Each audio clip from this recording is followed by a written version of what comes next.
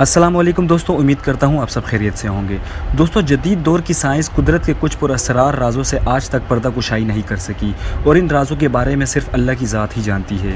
ایک جنگلی چیتے اور اس کا شکار یعنی گائے کے درمیان موجود رشتہ ایسا ہی ہے۔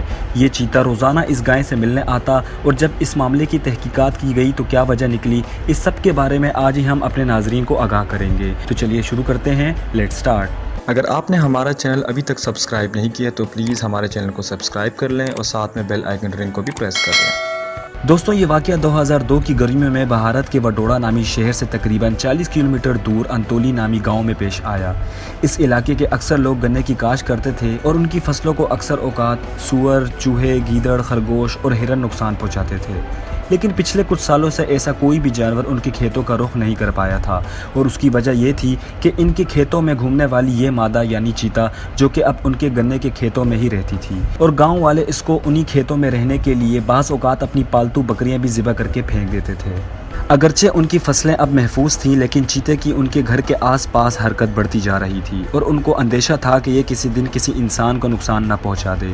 انہوں نے کسی بڑے نقصان سے بچنے کے لیے وائلڈ لائف والوں کو شکایت کی۔ ان کی شکایت پر وائلڈ لائف والوں کی پوری ایک ٹیم، جس میں forester Rohit Vyas, wildlife warden Manhosh Thakur اور دیگر لوگ موجود تھے، جو کہ اس علاقے میں آئے۔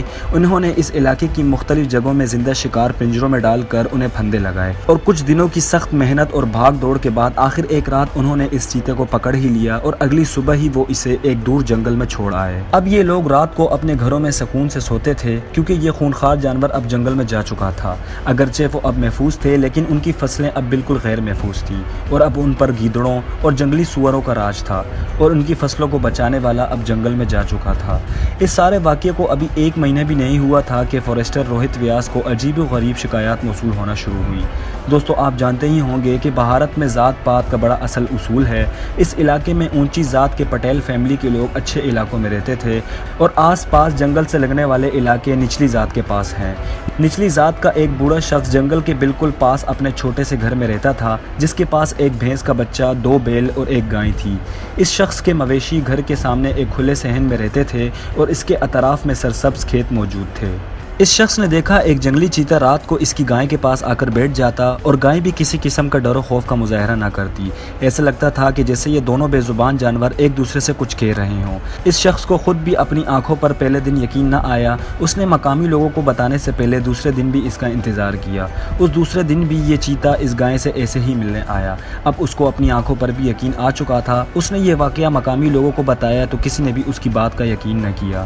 فارسٹر کو تو اس بات پر کسی صورت یقین نہیں آ رہا تھا، لیکن اس بوڑھے شخص کے اصرار پر انہوں نے اسے اپنی آنکھوں سے دیکھنے کا فیصلہ کیا۔ اس رات یہ لوگ کہیں کیمرہ مین کے ساتھ اس جگہ چیتے کا انتظار کرنے لگے۔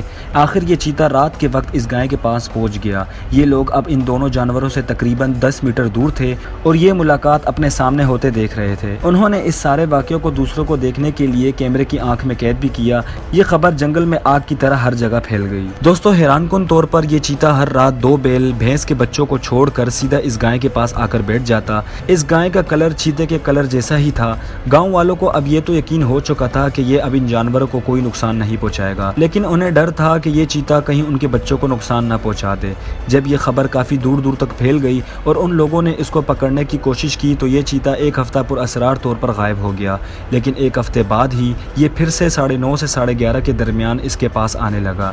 جیسے ہی یہ آنے والا ہوتا، یہ گائے اپنے کان کھڑے کر لیتی، جیسے اسے اس کی آمد کا علم ہو گیا ہو۔ کتے بھی اس کی موجودگی کا پتہ دیتے۔ یہ چیتا پہلے ارد گرد کا جائزہ لیتا، اور پھر وہ اس گائے کے سر کے ساتھ سر لگا کر کھیلتا، اور گائے بھی اس کے سر اور گردن کو ایسے چاٹتی جیسے یہ اس کا بچہ ہو۔ یہ فوٹوگرافرز حیران تھے کہ یہ چیتا کہیں بار رات کو اس گائے کے پاس آتا، اور کچھ دیر تک اس کے پاس بیٹھنے اور کھیلنے کے بعد پاس ہی موجود گنے کے کھیت میں گم ہو جاتا۔